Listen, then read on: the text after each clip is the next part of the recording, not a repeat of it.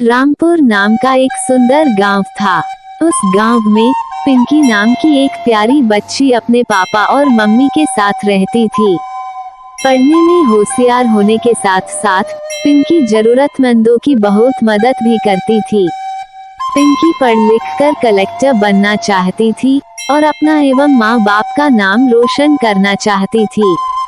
लेकिन इतना होशियार होने के बावजूद वह हकलाकर बोलती थी, जिसके कारण उसके सभी दोस्त उसका बहुत मजाक उड़ाते थे। उसके हकलाकर बोलने की कमी के कारण पिंकी बहुत उदास रहती थी। उसे अब समझ आ गया था कि हकलाकर बोलने के कारण उसे कलेक्टर बनने में बहुत मुश्किल हो सकता है। यदि वह ठीक से बोल नहीं पाएगी तो वह कलेक्टर कभी नहीं बन पाएगी। धीरे धीरे पिंकी के चिंता का कारण बढ़ता जा रहा था। अब वो अपने दोस्तों के साथ खेलना कूदना बंद करके एकांत में दुखी होकर रहने लगती है। एक बार पिंकी को एक रात में नींद नहीं आ रही थी। वह बार बार अपने भविष्य के बारे में सोचकर परेशान हो रही थी। तभी उसने देखा कि उसकी खिड़की पे एक घायल चिड़िया आकर गिर पड़ती है। पिंकी झट से उठकर घायल चिड़िया को अपने दोनों हाथों से उठा लेती है। चिड़िया के पैर बहुत घायल हो चुके थे और वह पंख भी ठीक से फड़फड़ा नहीं पा रही थी। ऐसी हालत देखकर पिंकी को बहुत दुख हुआ। वह चिड़िया की मरहम पट्टी करके उसे कुछ खाना खिलाती है। इसके बाद वह चिड़िया को सोफे पर रखकर सोने ही वाली थी कि तभी उसने देखा चिड़िया के आसपास से एक चमकीली सुनहरी रोशनी आ रही है। वह रोशनी इतनी तेज थी कि पिंकी अपनी आंखें ठीक से नहीं खोल पा रही थी। थोड़ी देर में जब रोशनी कम होना शुरू हुई तो उसने देखा कि वह चिड़िया एक परी में बदल गई। पिंकी ने परी को पहली बार देखा था, इसलिए वह उसे पहचान नहीं पा रही थी। सुनहरी परी पिंकी से बोलती है कि मैं सुनहरी परी हूँ। तुम्हारी अच्छाई और सच्चाई देखकर बहुत खुश हूँ, इसलिए मैं तुम्हें कुछ देना चाहती हूँ। तुम मुझसे कुछ भी मांग सकती हो। पिंकी को कुछ समझ नहीं आ रहा था कि वह परी से क्या मांगे। यह देखकर परी ने उसे एक जादुई तकिया देते हुए बोला, रात में इस तकिए पर सर रखकर तुम जो भी बातें सोचोगी वह अगले दिन सच हो जाएगा।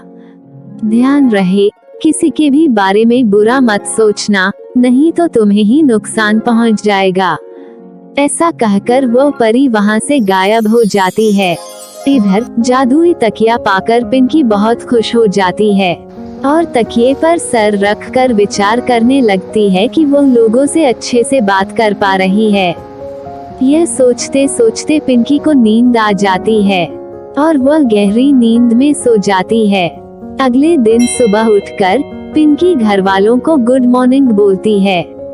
पिंकी की साफ साफ आवाज सुनकर सभी घर वाले हैरान होने के साथ साथ बहुत खुश हो जाते हैं और पिंकी से उसके आवाज ठीक होने के बारे में बताते हैं।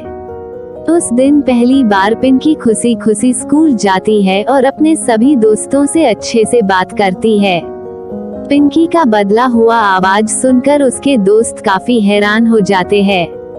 पिंकी का जीवन बहुत खुशहाल हो गया था और अब उसे अपनी जिंदगी से कुछ शिकायत नहीं रह गया था। एक दिन पिंकी की मासी उसके घर आती है। वह स्वभाव से बहुत गुस्सैल और लोगों का हमेशा बुरा सोचती थी।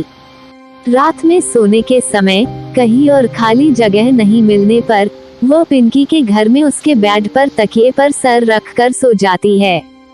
सोने से पहले पिंकी ने मौसी को समझाया कि कृपा करके आज तो किसी के बारे में कुछ भी बुरा मत सोचना।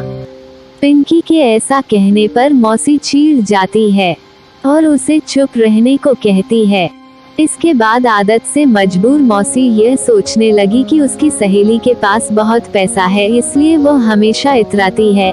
अगर उसके सारे पैसे चोरी हो जाए तो उसका सारा घमंड चूर चूर हो जाएगा।